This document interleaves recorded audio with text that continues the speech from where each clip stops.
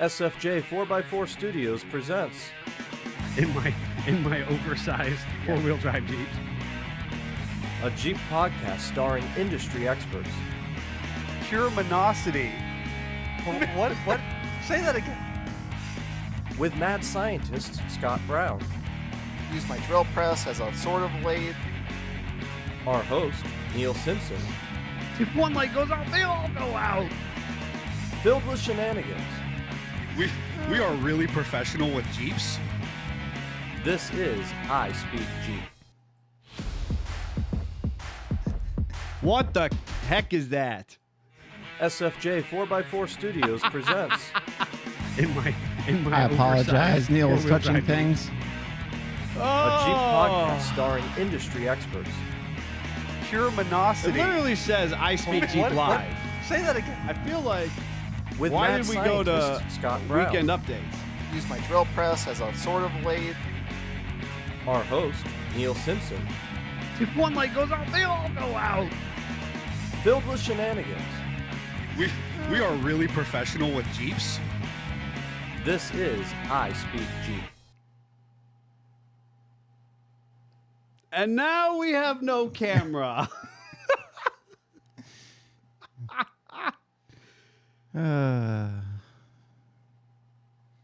Davy's coming. Help. SFJ 4x4 Don't do Studios that again. presents We have no camera. We have no camera. In my oversized four-wheel drive Jeep. a Jeep podcast starring industry experts. And then I go to I Speak Jeep Live, it goes to weekend updates. What did you do, Davey? Hey, we have camera now. Hey, Davey's on camera. I think we're live, folks. I think we're good. Somebody give us a shout in the comments. Wow. Can you tell that we don't have a producer today? Can you tell that we do not have a producer after many years of him helping strongly build this podcast series? Man, first show without Jeff, and it's off to a great start. That's true, Nathan. That's true. Good morning, afternoon, evening, wherever, however you are joining us. This is the I Speak Jeep podcast presented by SFJ4x4.com. My name is Neil with Simpson Family Jeeps, SFJ 4x4, and I'm in Grandma's couch studio, not joined by the Italian Stallion, the producer, Yeah. but... The maddest mad scientist. And the Savage was briefly in here as I clicked the intro, 11 times to go live. Mm-hmm.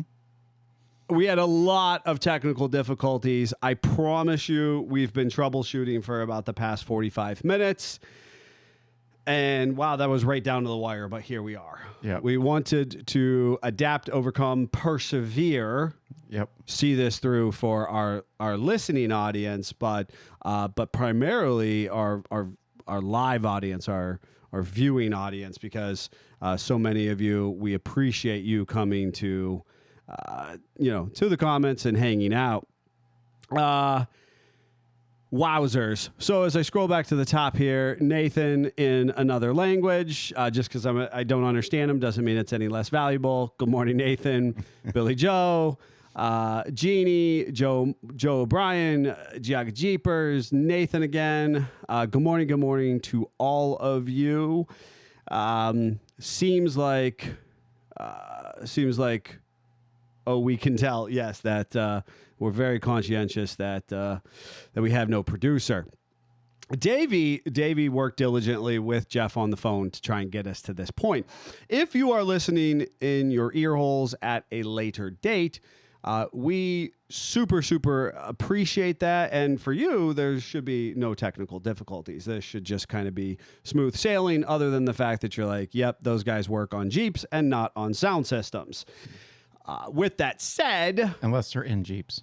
oh, we do that. Yeah. We do This that. is different. It's a Yeah, whole this is different just, animal. this is a whole different animal. There's a lot of software glitches, which we're actually going to be talking a little bit about today. Yep. As we chat about recalls. And I really struggled with the title because I had like a fun, fluffy title.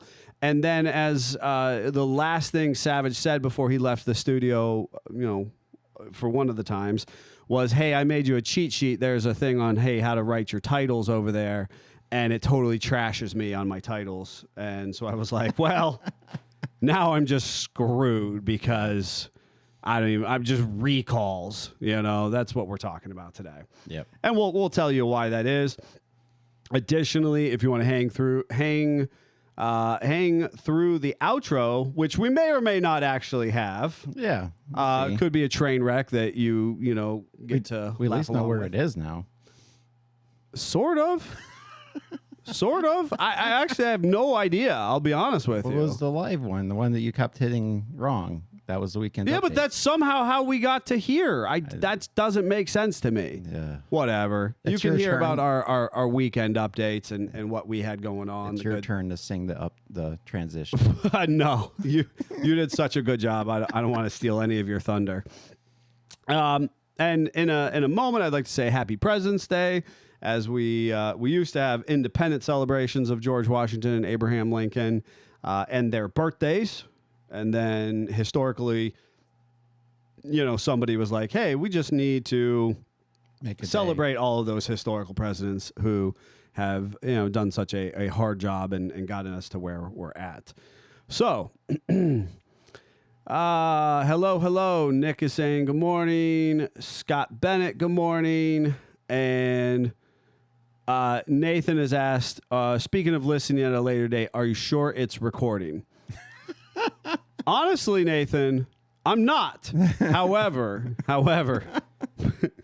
because of all things redundant, and I like multitudes of things, I factually know that we have a hard drive recording happening in front of me. So despite the fact that I don't actually know whether it's recording to our studio, computer system, I do know that there is a hard drive, which I absolutely started late, but I can see the little button. And I know that from my YouTube videos because Davey comes over and hits that button for me. So there's that. Yep. Well, this is really this is really quite the new experience. Yeah. And I think that it's a fair enough segue to kind of talk about recalls. Now, we want to approach this subject. Now, if you joined us last week, you'll know that we were talking about heater systems. Yep. Which Davey thought my titling of that particular podcast sucked, but whatever. So we had said we didn't even get to the modern day stuff that really we're and we're going to. we are. But I decided we shouldn't do that 2 in a row and bore you to death. So now we're going to bore you about recalls before we bore you about heaters again. And I mean, in theory, we're going to try and approach the recall conversation a little more from a social construct, if you will. Yep. Share some stories of our own experiences, but then also some insight as to what the manufacturers are doing, why they are of value and not of value. Well, and how the process, is it like, are they out to get you with the recalls, that kind of stuff? Right. There's some mixed stuff, and so we're going to attempt to unpack that more so than the technical minutia of what is being recalled and why. And of course, we are going to touch on some of that.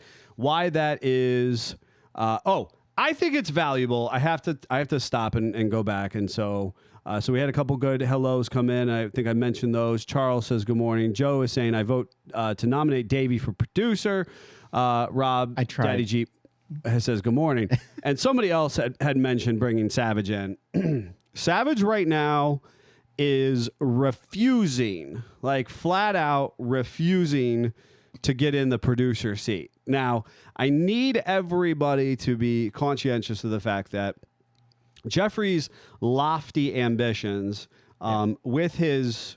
We technically do have a producer. He just had new business commitment. growing pains. Yes. And we'll have those for a little while, off and on, as anyone that has done their own business will know. Mm-hmm. Can you only imagine early days of the business if we tried to do a podcast? Well, I mean, and it depends on how early. I mean, we were in a Jeep. Well, I'm way back. Way back. I would like to do 2012, go way back. Way back days. Yeah, that would have been that Train would have wreck. So we got to give him some grace. some grace. And he, didn't live as high and dry. He did try over the phone to Do some troubleshooting. but this is a very complicated process. And one of the biggest challenges we have, and we will touch on this later, is today our technology, you're one update away from either success or failure. Totes. And that's what we literally had here. And we have a situation too, which again, we're going to hit on later. If you don't update, what do they do to you? Yes. And that's basically what we dealt with today. But in all good mad scientist stuff, we have to go back in time on everything. Wow. So when you had a recall on your horse, you just shot it. Oh, God bless it. You got a new horse. You're really pushing this.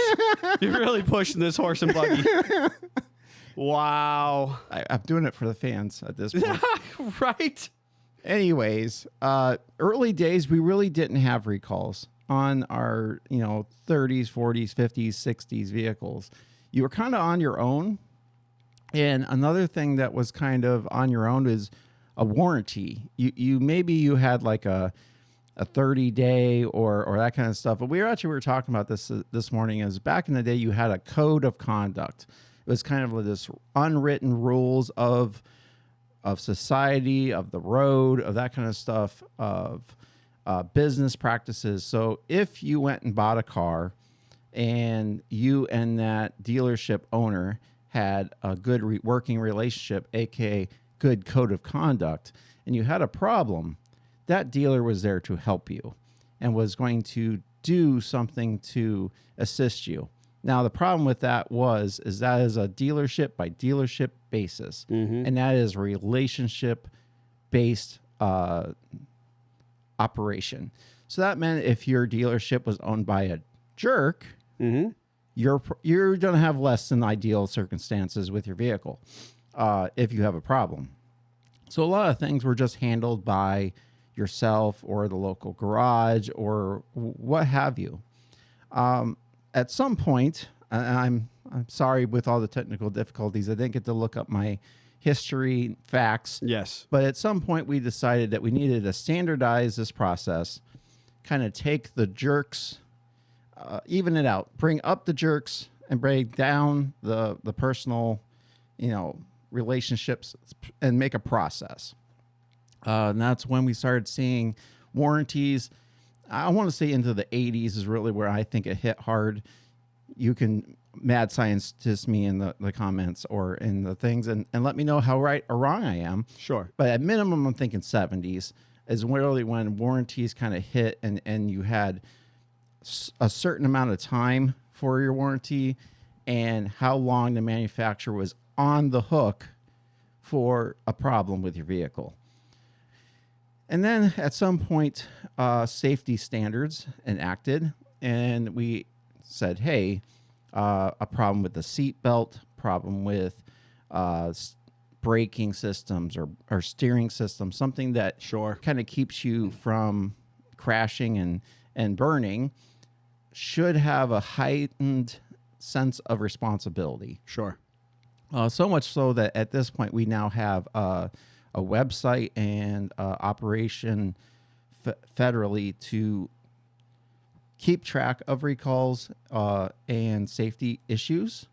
They look at crashes world or nationwide and what was the cause of that accident, and if there is a trend that 10,000 Ford Explorers fall over because their tires explode, that we have a trend here that is consistent with a problem, and we need to then figure out the catalyst of that. And that's when you will then see a recall. So much so, in the case of like the Ford Explorers, it was literally a tire recall. So the tire company was recalling it. So it wasn't just on Ford. It was a product recall. And so I think that realistically speaking, as we distribute through this time frame where, and I think maybe it was a little earlier than you're suggesting, but definitely as knowledge starts to spread and we get away from this dealership based interaction, right? We get this federal safety standards and federal regulatory, and of course, we know that actually goes back really, really long time, but that was not exactly pervasive knowledge. And we know this because the big three auto industry ran a bunch of people out. In that process, they got vehicles decommissioned. They got up and coming auto manufacturers kicked out. You know what I mean? Like they did some things to plow their competition out of the picture. I was going off the date because I remember my mom had a Mercury Monarch that was like 2 years old and the back bumper fell off. So I don't think that had any recalls. Well, and so I think that's long-standing warranty. I think that's different is that we have to differentiate a warranty from a recall. That's right? true. And so we want to make sure that we don't fall into within this conversation. We fall in this conversation regarding a warranty so much as a recall, right? A warranty, and now the warranty process has gotten out of hand, and we joke about we're trying to reach you about your car's extended warranty plan and how that's become a money-making scheme. Yes. We're going to try and avoid all of this. What has a warranty? What doesn't? And I think that could be another podcast. It totally is a podcast based on what is warrantable, what is worth getting your money back. How do we go about that? Are warranties expressed, implied, or guaranteed? Right. Yeah. And as Rob said, I actually think this is. I suppose back in the day, people didn't expect something for nothing and they were okay paying for services, right? Now, the issue is when a business seeks to do less than subpar work or is negligent in their processes. Yes. Right. And that's where this whole, jerk to personal appeal comes, where we try to create the balance and say, okay, well, this is the baseline. This is the attempt at standardizing the industry and the process. And recalls fall within that standardization. And you have a voluntary recall, and then we have a mandated recall. Right. And exactly when and where those started, that's, not a fact that we have in front of us. So that's not what this is supposed to be. A lot of that is about consumer confidence as well. A company can be like, hey, we missed the mark, but we're voluntarily trying to fix this ill. When it's a required recall, that's a little bit more. That's where the government is stepping in, going, "Hey, you've done something specifically on a safety-related system. Yeah, all your Ford Explorers are falling over. Now you have no choice. We are going to insert ourselves into your business practice." Right, because you have proven yourself untrustworthy to the public, right? In the public's best interest, we're going to get involved. And so that's, give or take, that's part of the mandatory recall process. Now, why this is critically important is it's immediately in our face because of the Takata airbag. Recently, Chrysler has released a stop service, immediately stop driving roughly 250,000 Chrysler vehicles. And this is not something new. We have been dealing with this Takata airbag recall for it's been decades. 10, 12 years at least. Oh, it's been decades. It goes back to 25 years, actually. Okay. Is when we start to see this fail point. Now, it's important to note that realistically, what ends up happening is through any type of manufacturing process, you have batches, right? And the motherships and manufacturers, basically they're going in and they're saying, okay, when did this occur? Correct. And how long did it occur for? And this Takata airbag recall is a perfect example of this. Is they went in initially and they said, hey, we only have units that are having problems from point A to B, and that was if your serial number, your VIN number fell outside of that production realm. Yeah. then you simply didn't qualify. Right. Okay. That's, and so you could be out of, I'm just going to make up stuff. If the recall starts at unit 1,000, your Jeep, your truck, your car, whatever, could be 999 coming down the factory line. And somewhere in their data tracking, they have deemed that the system failure happens at vehicle 1,000. Now, what has happened with this Takata airbag recall is, and this has been multiple times, we keep having outliers outside of this block of offending vehicles, and has made it get larger and Yes. larger and larger. And at this point, if it's a Takata airbag, it's pretty guilty.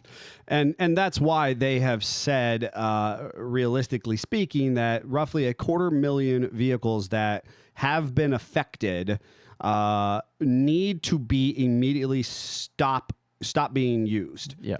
Because it's guilty by association. And if for those that aren't familiar, Takata is a big airbag Oh yeah, manufacturer. they're for everybody. And they Honda, Toyota, GM, Chrysler. They are the standard. Yeah. So That's not special. There's a chemical within the airbags themselves that breaks down, and it breaks down the internal components. And ultimately, when the airbag discharges, it actually sends shrapnel. Yeah. And there are 28 deaths. That's right, 28 deaths specifically related to Takata airbag failures. And they're also finding out that as these age, it's getting worse as Correct. Those this components are chemical continuing. keeps aging out the things. Basically, it becomes more and more dangerous. Now, this recall is federally monitored, as well as by the in-house records of the manufacturers themselves. So realistically, that recall follows the VIN. It's married to the VIN number of the vehicle. So even if the vehicle has changed hands to a new owner, in theory, those individuals, the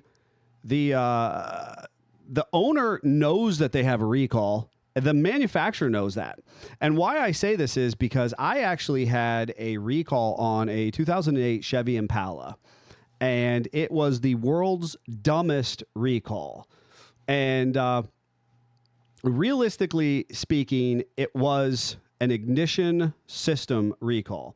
And what the challenge is, and if you heard me say this on my socials before, you should not have a janitorial hoop of keys on your ignition key. Especially if you have like a 99 to 2010 GM product. Right. If you've got all these fun keychains and pocket knives and all nice heavy keychain medallions, like I understand the desire to have that stuff, that the trinkets with you. I get it, but it's not good for your ignition tumbler itself. And so GM, You were dating ourselves by talking about ignition. Stop it. Shut up.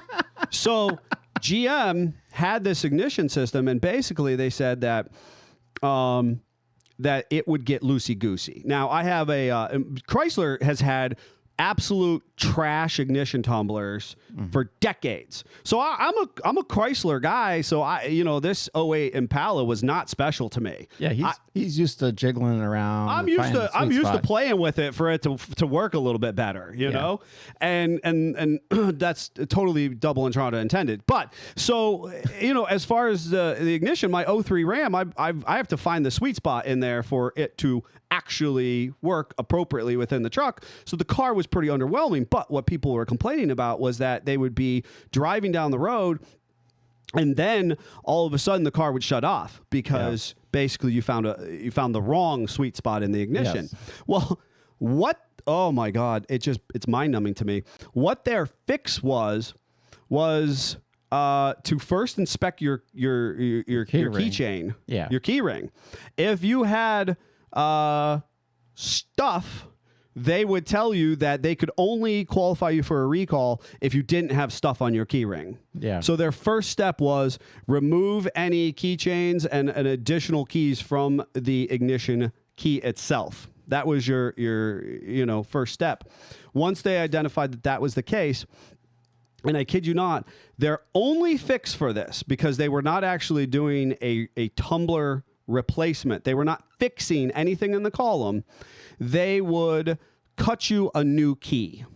And the difference was on my factory key, the keyhole was oblong. So not quite oval, but like the size of I don't know, a jelly bean or something. It was oval. It was longer. And the new key was round. It was the size of a Mike and Ike, right? Yeah. And the new key was basically just a pencil hole. Yeah. It was moving the weight up to the center of the key. That's right. That was their air quotes fix. Yeah. And that was the world's dumbest fix, in my opinion. And I refused to go in for the recall because I just wasn't, I didn't need to go in to get a new key. It didn't matter. I wasn't having problems with the system. And I just went sans trinkets on my key itself. So I know that for years, we had that car for almost 15 years or something. Mm-hmm. I would just get a letter and it was like, you're in violation of your recall, and had a big old stop sign. It was like, danger, your car could shut off, blah, blah, blah. And I'm like, but it can't. And your fix is just to give me a crappy key. Yes. And so I titled this, sometimes it's hard to say sorry in part of the recalls, because the manufacturer is going, hey, we recognize that something's not great. Yes. But we're not actually going to spend a bunch of money fixing it. Right. Okay. And so this is where we get to the Takata. They have been doing replacements where the manufacturer is spending money. And the crazy part. So I have a personal experience with this recall. Well, hold on. I mean, the piece is there has to be some consumer responsibility. Yeah. That's what the manufacturer's going. Like, I'm not going to put out a bunch of money. You have a 10, 15-year-old vehicle and you use it. I'm not going to put out a bunch of money because you have too many keychains on varying degrees of that. The key is more low impact. The airbag is getting higher and higher. Well, that's why the airbag kills people. Yes. So has a potential to. For that example is I had a Saab, a 92X, which is actually a Subaru rebadged as a Saab. It was this weird love child while GM owned part of a Subaru and still had Saab. And, by the time I got the car, Saab was dead. There were no dealership network. So we had quite the pickle, or GM had quite the pickle, they had no dealer network.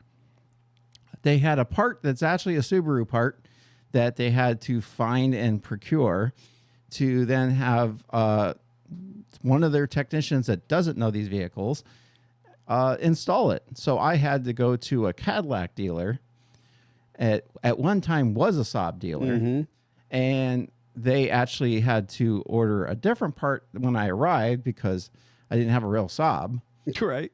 I'm sure they had the real Saab parts on hand. Yes. And they only did one of the airbags. They did the passenger side airbag. They did not touch the one in the steering wheel. Because again, at that point in the recall, it was a very narrowed focus. It's a narrow focus. There's batch quantities. There's VIN numbers that associate, and that is how these recalls work. Yep. So I imagine at this point, probably the steering wheel one is guilty as well. I'm certain at this point. I'm certain. And, as far as how these, how this recall processes work, we have ones that are of value, and then we have ones that are kind of, trivial. Again, between that voluntary and mandatory processes. And we have had some interesting Jeep recalls. And one that sticks out in my brain is the Dub J gas tank recall, where they were trying to be Ford Pintos and getting hit in the back, and gasoline could leak or explode or be dangerous. So everyone that had a WJ that didn't have a trailer hitch got a free trailer hitch per Jeep to help protect the gas tank. You were just asking the trailer hitch to be an extra bumper. Yep. In I that thought that was the situation. funniest recall. Yes. And I remember talking to some WJ owners that obviously the skid plate that holds up the gas tank like to rust away and fall out. And here we had them worrying about a hitch when the gas tank is physically trying to remove itself from Can the you vehicle. imagine how challenging the dealership has? Because you go in for a recall at in that level, Yes. you're getting services Yep. and you're getting product Yes. for free, Yes. right? That's part of your process, right? Yeah. So now, can you imagine that you have this rusty vehicle, you qualify for that, you go to the garage, and now this technician, which recalls are oftentimes performed by the entry-level mechanics. Yes. Because the way the dealerships work, and we've talked about this before, flat rate pricing. Yep. And now the arguably the least qualified out of the staff. And I'm not saying they're not qualified, but the least of that staff is typically getting saddled with this crappy job of trying to wish a brand new hitch onto a Jeep that the gas tank is trying to rust off and fall out of. I'll make it even worse. I had the pleasure of working on a bunch of Toyota vehicles where they have had the frame recalls. Yes. And we were doing, transmissions or other work at my old job. And we literally would have a frame that had holes, that had holes in it. So they went in and they did a frame-ectomy. They Yes. removed the old frame, which is then body off, motor and transmission out, all a very invasive repair. And if your brake lines did not just hemorrhage when they removed them, they got put back on. They put them right back on. So you would have this gorgeous black brand new frame with these crusty, nasty brake lines. That were arguably unsafe at that point. Correct. Especially because now You've they've been moved messed them around. with. You've Yes. moved them around. Yes, and it was really a weird sticky wicket of whose responsibility is what. And I think that is the crux of the recall conversation. Well, and on the Toyota one, real quick, I had a bunch of customers tell me if they would have communicated with me and said, "Hey, the brake lines are $500," Yes. they would have paid the extra Yes. just to have a safer vehicle. But it was such an out of the range of the service. Yes. It did not happen like that. And, I know a couple guys who were technicians at that time who were doing those frame jobs. Yeah. And I am familiar with another technician who was working at an international dealership, equally got involved in a frame recall process. And, for them, they figured out the process to make that swap as efficient as possible.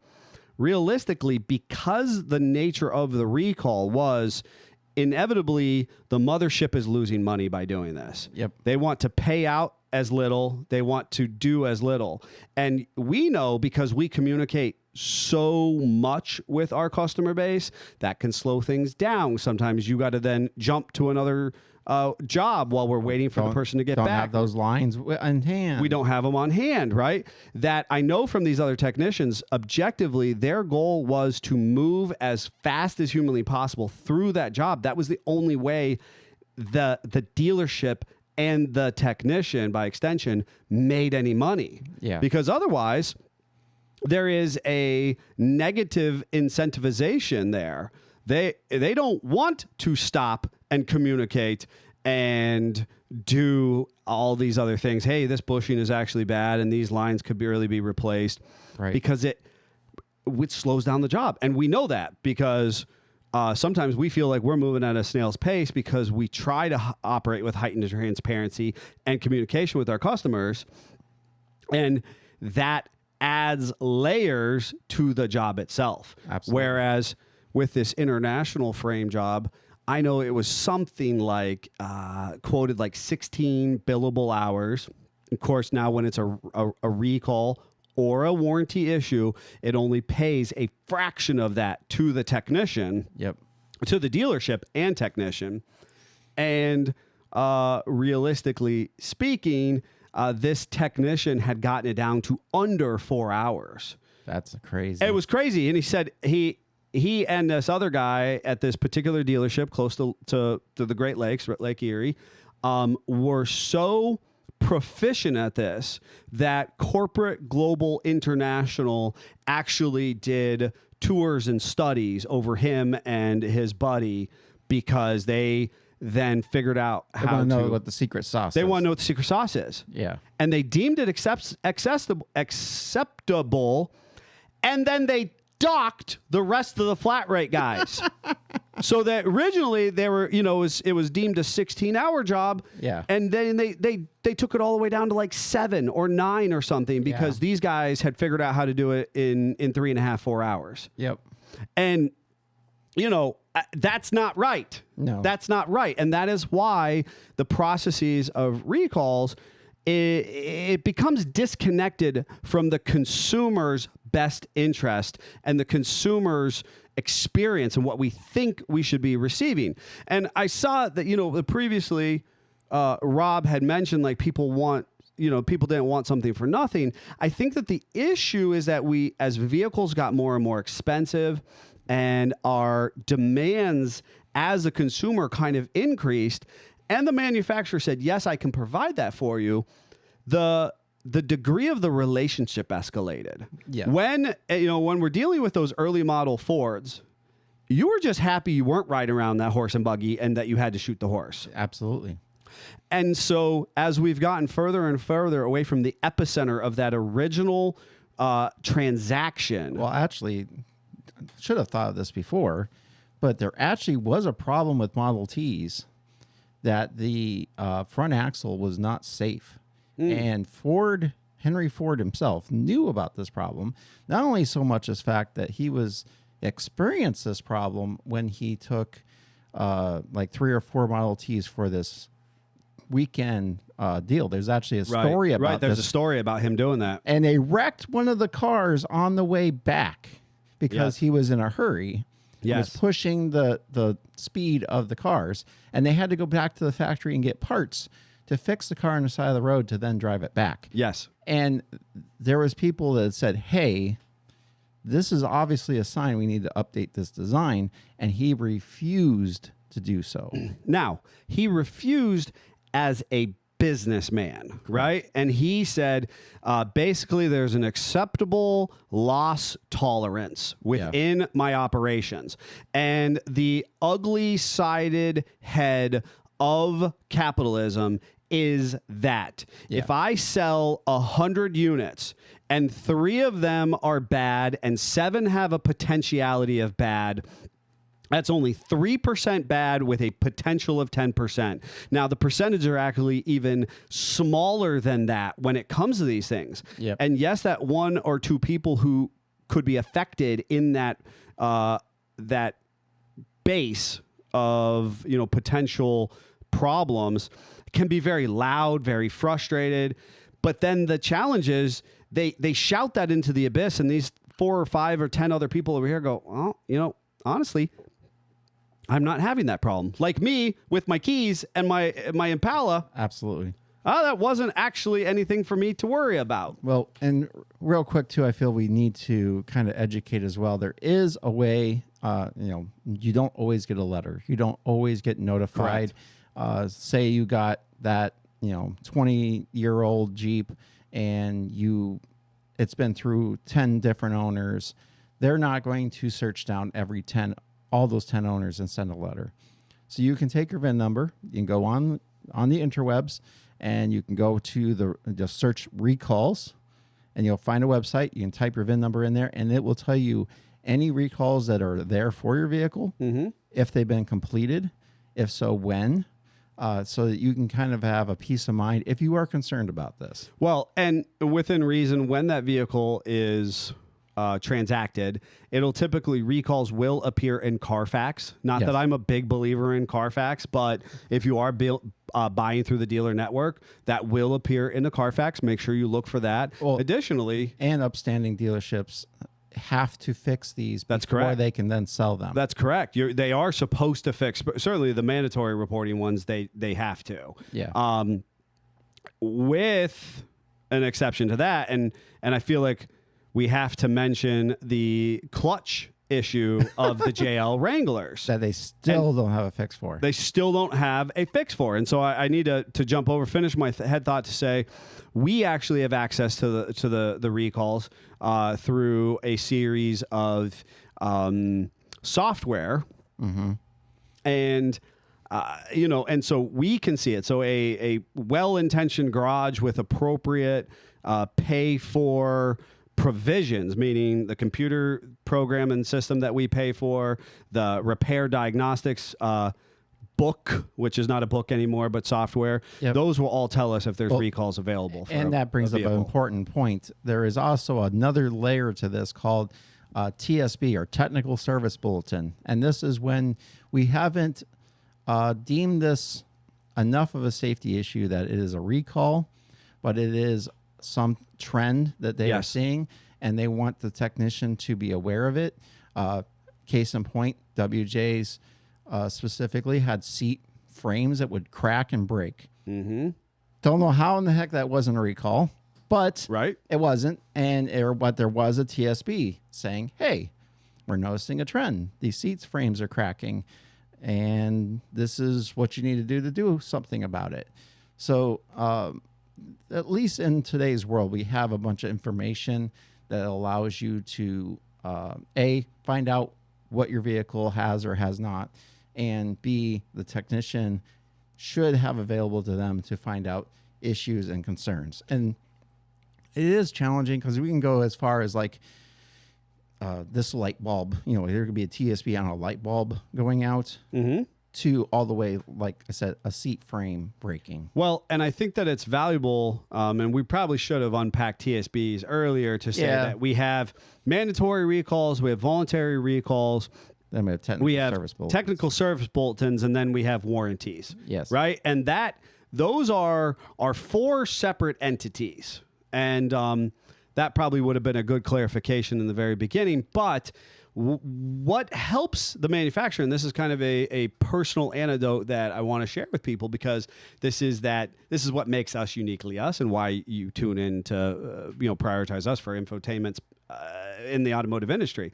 We are actually personally acquainted with an individual who, when we first met them, they said that they had worked for Chrysler, Daimler, Chrysler, and this was before Stellantis was a thing, but that conglomerate. To understand that Stellantis exists, but they were always friends, right? There was always this buying and selling and horse trading and handshaking going on. So that he was an employee of there, he'd been there for so long, and he saw the writing on the wall, and he decided to get out. In that regard, I had assumed that he was a pay-for employee of Chrysler Corporate. And that, what I mean by that is that his paycheck had Chrysler stamped on it. So as time progressed and I got to know him a little better, the story started to unpack that he did not actually report to a Chrysler factory. He did not report to headquarters. He was down the street. That's what he would say. It was down the street. Well, I was at my shop down the street. What do you mean you're down the street at your shop? What is that, right? But he knew intimately the inner workings both of the corporate agenda and the physical components of the vehicles themselves, and he was able to give us insight unlike anybody else was able to. His knowledge was intimate, right? Yes, because he was ground zero for any issues that happened before they were shipped to the dealership network Or after. Yeah. So the issue, if it got really up the chain. One of the things that he was responsible for doing was test bedding some of these vehicles if there was a complaint, or specifically if there was a lawsuit, or if there was even worse, a death in question regarding one of Chrysler's vehicles. I'm not, just because I remember seeing it growing up. It's a little bit excessive, but it kind of gives the idea. I think of this as when something happened with an aircraft, and we would see pictures of this like huge area warehouse, and they had the plane laid out. Yes. And all of its little Yes. pieces. That's a great analogy. And they're like, hey, we're doing this reassembly so that we can see the failure point. We can Yes. figure out where the catalyst of this crash happened. He was kind of doing that with vehicles. That's exactly right. And his job was to recreate the symptoms Yep. or tear into that vehicle in such a way to evaluate based if it was on some of the R&D or the road testing or the torture testing that they do. They started to see some failures. And they want to find the problem before you find the problem. Mm-hmm. That is their intent. Mm-hmm. Now, I tell people all the time, we cannot drive your vehicle like you can drive your vehicle. Sure. We just cannot put as many miles or time behind the wheel as you can. And it's no different with that. They only have so many hours in the day. And us as public with our vehicles, we do a crazy amount of R&D testing. Yeah, our expectations are different than the dealership, right? Correct. They cannot possibly fathom if they sell 1 million vehicles, how that 1 million vehicle owners are going to treat that vehicle. They cannot possibly plan and build to the every rigor situation. for every situation. But when those situations do arise, this individual's job was to, both recreate and unpack it in such a way to help the mothership by proxy determine whether or not it was going to fall into that recall TSB warranty conversation.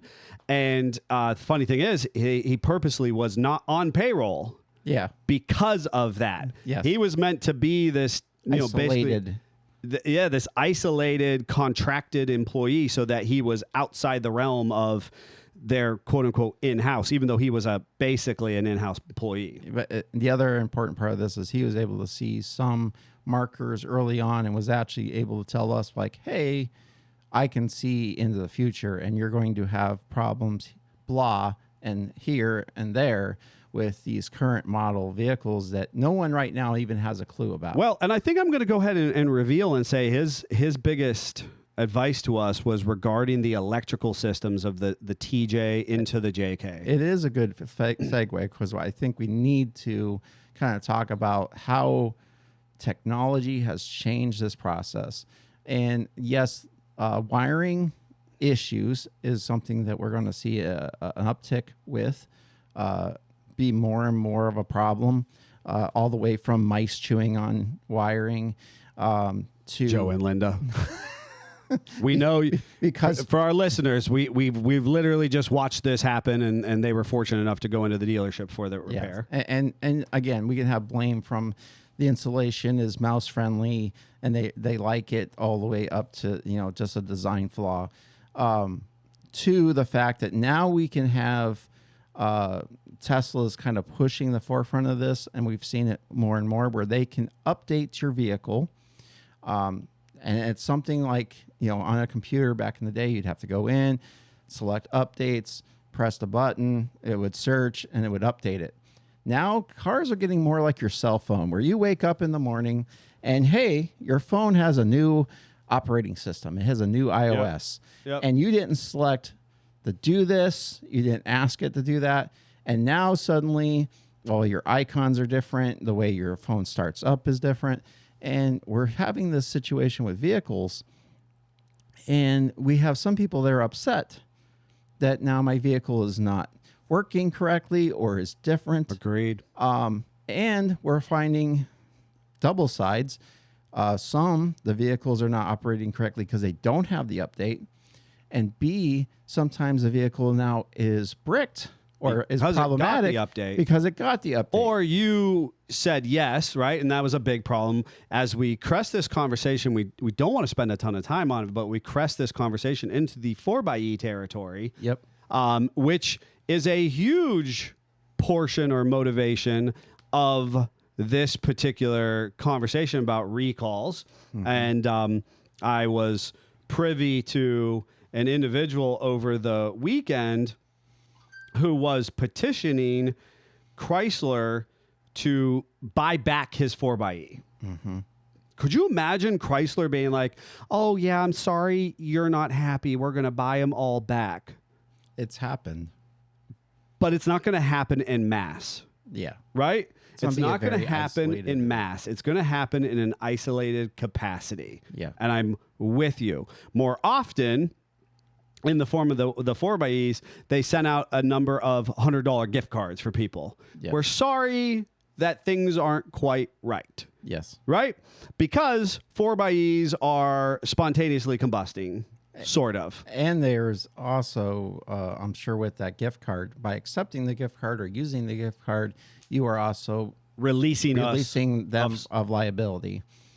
And that might be, I don't know. I And put money on the it. exception I had with the individual that I read over the weekend was he's just troubled by the safety and reliability of the vehicle on a theoretical level. His vehicle actually hasn't had any problems yet. He just doesn't like the fact that they've had multiple recalls or TSBs associated with the That's a potentiality sticky wicket. for his Jeep to burn down, right? Yeah.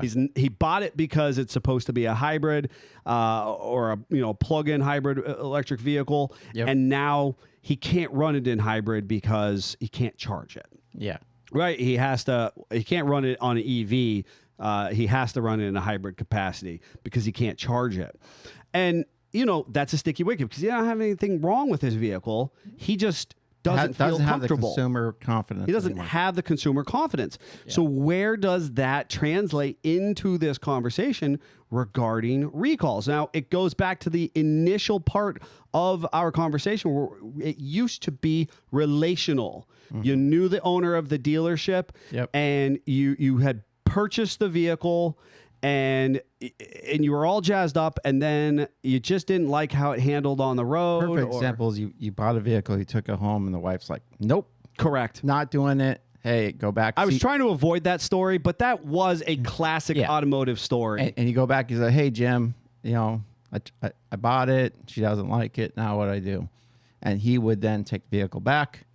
He would not give you all your money back typically. Yeah, but he would work with you. He'd work with you. He would get you into something else. Yep. And that kind of, but that was a very That was a dealership- normal thing. That was a normal automotive story that we would yeah, hear. dealerships based thing. Correct.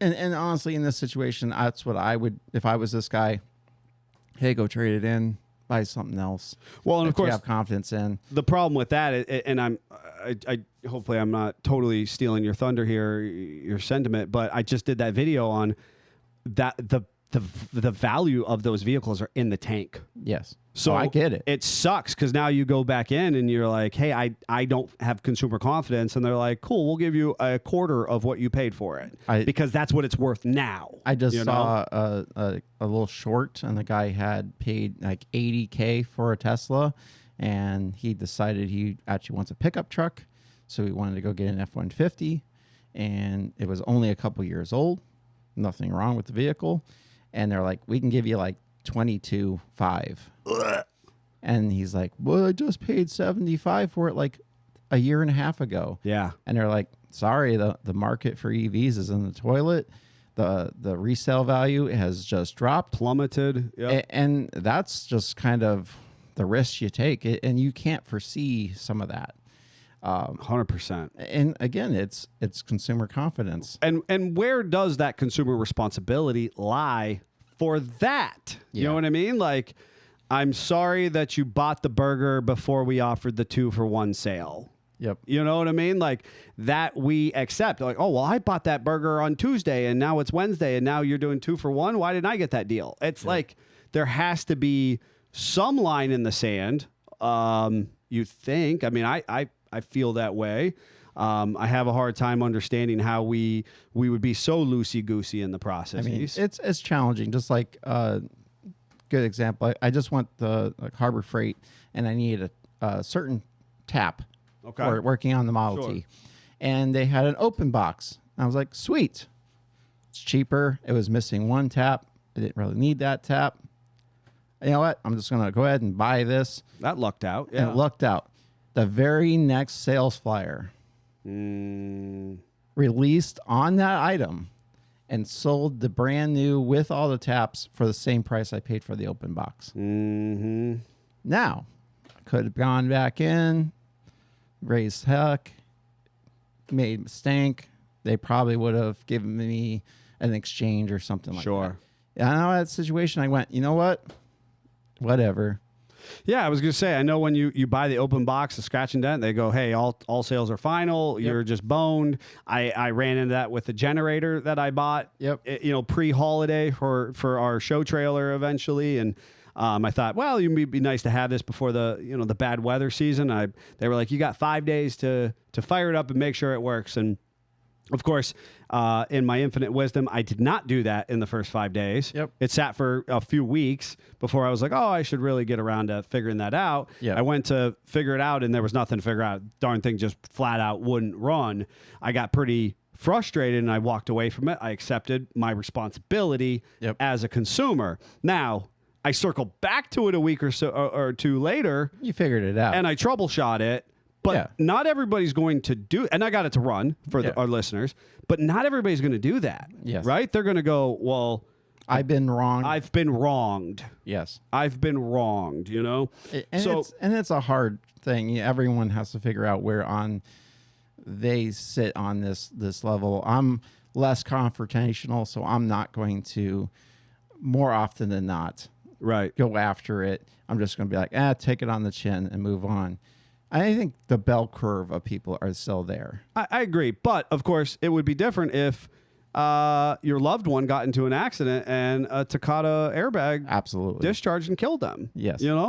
So really, really challenging, social construct that surrounds this. Yep. And as we try to standardize things, it kind of dehumanizes it, which, of course, as humans, we don't want to get away from. I know this guy down at the delership. I know that I can, air quotes, trust him to sell me a good vehicle. You know what I mean? I think we still long for that. Yes. And so I think that the recalls specifically are the best possible way for the dealer to just be like, I see you, and we still want to take care of you. I still think we're in a better spot than we were back in the day. Yes. You probably got a better personal experience when you were buddies with the owner of the dealership, but that was a one-to-one interaction. And if your neighbor wasn't friends with the owner, he didn't get that experience. I agree entirely. So I think we're in the best place we can be. We've never, we're in the best we've ever been. Yeah. Yes. It sucks when you have these kind of situations happen. And anytime you lose life, that is a terrible event. For sure. But the amount of miles that we occur a year globally and how much vehicles are on the road. Yeah, the volume of vehicle sales and is amazing. Still in use. 28 people, while it's terrible, compared to how many people are on the road every day, that's still pretty good. Yeah, and that's what the manufacturer is gonna hone in on that process, and that's a very delicate and unfortunate balancing act for us to make as automotive enthusiasts. So it's been a really interesting conversation. We really apologize for our live audience members. We hope that you have gone back and maybe watched the video. We hope that the video is taking, and certainly the streaming. I know that the soundboard is working, so I am banking on one of our plans to work effectively for us. So if you're listening to this at a future date, we do apologize for the technical difficulties. As it was for roughly the full 5 years that Jeff worked here, this is a DJ. And as a darn it, Jeff, because this is 100% Jeff's fault. Yes. Cosmically, physically, literally, and figuratively, this is Jeff's fault, and I stand by that. We got Jeeps to work on. If you're interested to hear about our weekend updates, stay tuned through the outro credits. And until next time, Jeep on. Jeep on. And of course, there's nothing there, so do-do-do-do-do-do-do-do. Weekend update. So, for myself, I did update on all my socials, progress on the car. I made the passenger side part of the cowl from scratch. And I realized doing this that yet again, people are not. I have to interrupt you. Okay. I have to interrupt you because I feel like you say this, and I think for the people at home, I need to bring them up to speed to be like, as an automotive enthusiast, when I looked at your pictures online, you just had a crusty piece of flat metal. That is what your picture looked like. And what I said to you this morning, it was my wife and I watching the Winter Olympics. We need to have a household individual alongside you. Yes.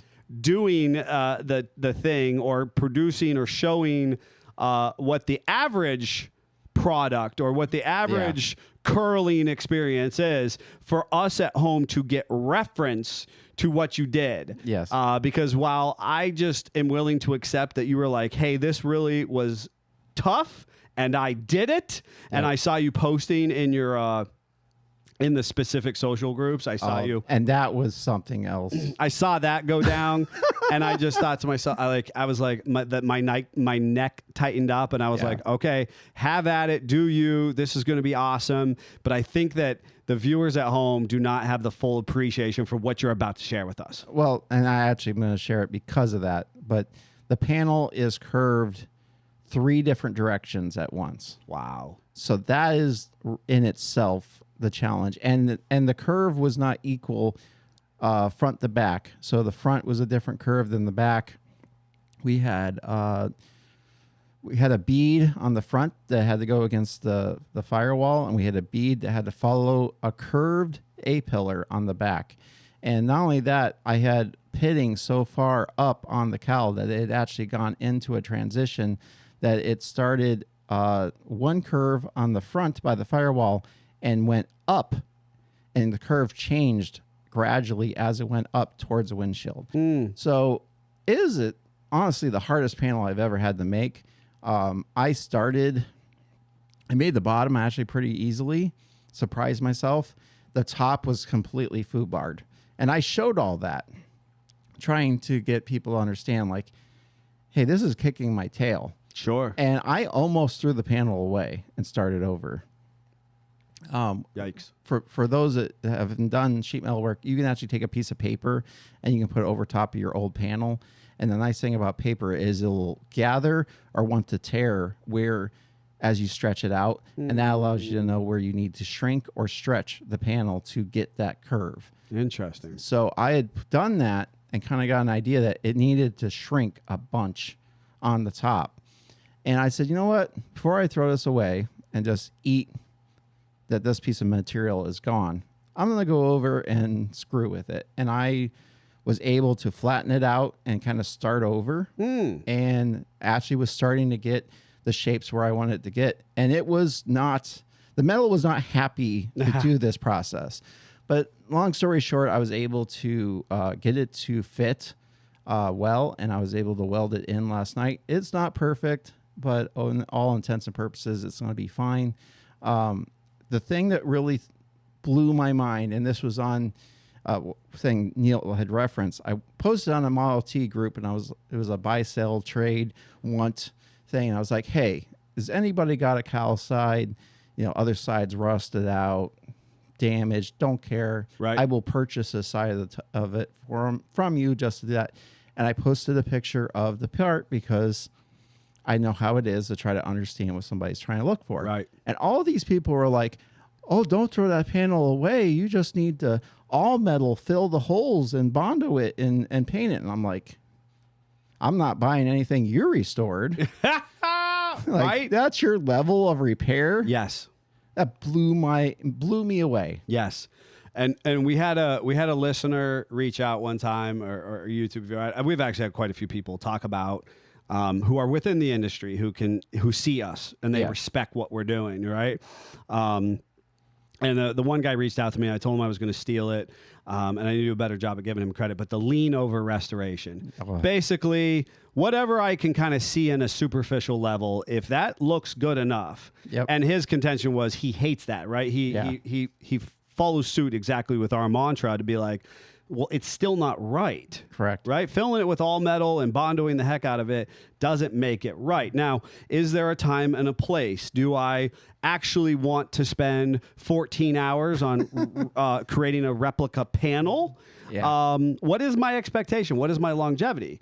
Our average customer does want that experience. Yeah. But not everybody does. And I look at, I literally, I had to eat my own words. And I said, you know, I bought this body of this car to push my skills as a metalworker and to learn more.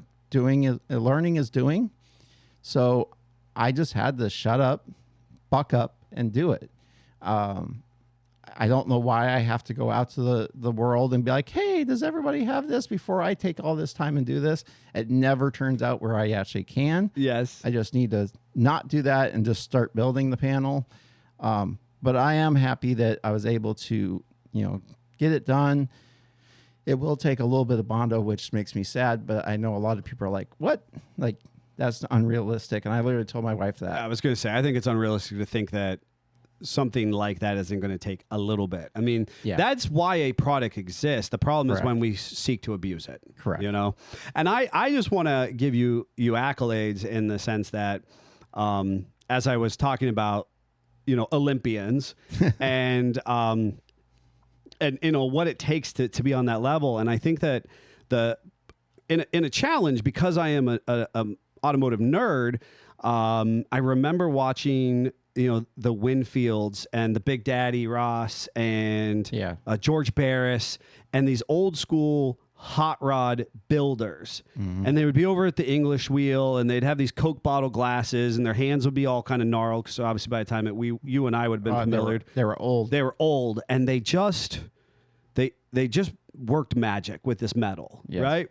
And I am just so proud of you because you're following exactly in that experience versus the just all metal and Bondo it and run away or awkward patches where you can clearly see where it was patchworked in there or something, you know, because you're trying to reuse the previous panel and now we have this, you know, scabbed skyline looking piece scabbed in place. Yes. Absolutely. And I just think it's so cool because the challenge is I remember watching those guys on the, you know, TNN and other related channels and programs and they made it look flawless as well. Yes. You know what I mean? And it's not. It is so hard. It is. And other people choose the path of least resistance with some of these cheater products and that's just not what you're doing. Yes. So kudos to you. And the last nerd out thing that no one will care about, but I think is cool, is my car actually would have had a gas filler in the center of the cowl. You would have a little door you would have picked up. There would have been a gas cap there. You would have filled up your gas tank. Sure. That was in the Like cowl. a tractor. Like a tractor. And then you put your little door back down. Where's the tank at? It was actually underneath the cowl, strapped in with two straps and behind the dash. That's perfect. So that when you had a full head-on collision with the vehicle, absolutely, that it went through the engine, through your firewall, into your gas tank, sprayed you in the process through that metal dashboard. But see, you didn't need a fuel pump because now we were gravity feed like a tractor. It makes perfect sense to me. Yeah, you die like a man. Thank you, Henry Ford. So obviously, I'm not putting the gas tank back there. And previous model year, so mine's a 26, 25, and 24, they had the gas tank underneath the seat. And I don't know how they got the gas there because I still don't think they had a fuel pump. But any which way, those actually had a cowl vent. And I was able to procure a 24, 25 cowl vent. And my cowl, someone had already mutts with it and it was really weak. Well, I had a bracket off the 24, 25 that the cowl vent hinges on. So I was able to spot weld that in, stiffen the cowl right up. Sadly, the door is a little bit short from my opening, so I will have to fill in the front part. But it is also a little bit weak, so I'll take the opportunity to reinforce that as well. But now I'm going to have, as far as I know, the only 24 or 26, 27 that has a working cowl vent like an earlier model. Yeah. So again, that's a Scottism. It's a nerded out thing. Yeah, exactly. Nobody else is going to care or know. Right. But I think it's cool. But you're gonna appreciate it, and that's, you know what, to sum up my weekend in a sense, that's a lot of what I lived through as well. You know what I mean? So as I've kind of openly shared with a number of people, I'm very thoroughly enjoying my extended 6 weeks of reinvestment into my sports interest, Sports balls. And I had the opportunity to further my knowledge base and be as we go to like the SEMAs and other related specialty shows, Toledo, Bantam, Pigeon Forge, Jeep Beach, and beyond. I got to do an event for coaching football, and I had the most spectacular experience. And I think, the guys here, especially with being down a man, for being able to allow me to do that, because I was so fulfilled in that process. With that said, I was also this is the most quirky, ridiculous piece, and it's just an insight to how frugal I am and how willing to subject myself to ridiculous things that other people are not. This is I can confidently say, within reason, the first time that I ever had a Jeep that I could cruise many hours away on cruise control. Yeah. I have gone sans cruise control the majority of my life. I mean, all of my life, basically. Yes. And my Jeeps have always been more robustly built or inclined. Now, I was trying to think if the Unlimited, Chuck, had cruise when I inherited it from you. And I kind of remember having cruise on it. Yes. Because that's why I lambasted you. The AC worked, the cruise worked, and immediately you tore it apart and made none of any of those things functional. Yeah. I remember that moment, because I think I remember this.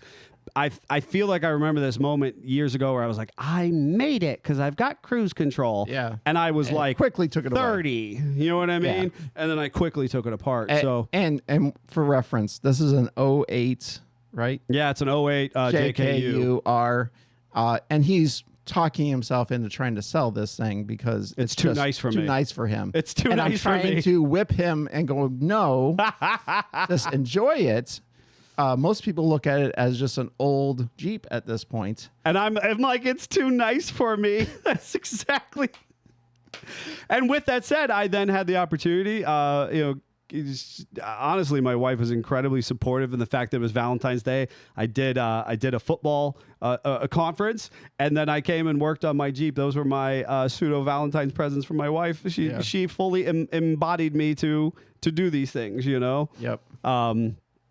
Yeah, super funny. And I patched a cowl on an old car on over the weekend 'cause my wife was at work.